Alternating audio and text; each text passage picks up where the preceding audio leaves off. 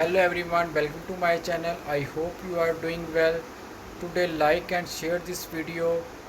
Watch this video till end for supporting me. So let's start today information. These are some updates on Iraq and Iraqi dinar. It will float, but will make a large jump to begin with and hold for a bit to squeeze the printed currency out of circulation. Well, unfortunately, you don't understand how floats work. When they float, the currency will go up, but it'll be based on several factors: GDP, supply and demand, etc. A pace will be controlled by the Central Bank of Iraq as they sell currency in blocks. At this moment, if you are buying something, the smallest denomination in Iraq is a 250 note. So if something costs 350, how are you going to get that product without giving them a 500? You're going to lose a little bit of money on that because there's no change. That's inflationary. If you find they adjusted the exchange rate and you don't have any small category notes or fills, it's going to get worse. If they can support the dinar with all the commercial merchants throughout the country with electronic POS, it's going to create what? Demand for their currency.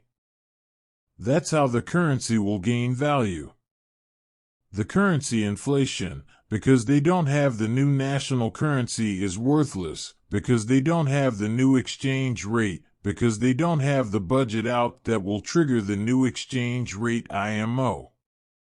Yeah, this inflation is leading into a recession, and that's not good.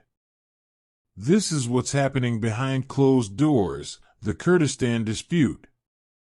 We know you want to hear good news. However, good news doesn't always facilitate our investment goals. As investors, we need to understand what's holding up the currency value. Turkey has put a dent in Iraq's agenda. However, Iraq started the domino effect over 5 years ago when they sued Turkey in international courts for allowing KRG oil to pass through the Cayenne port in Turkey without Baghdad's permission. Iraq won the lawsuit, and it made Turkey so angry they closed down the oil pipeline.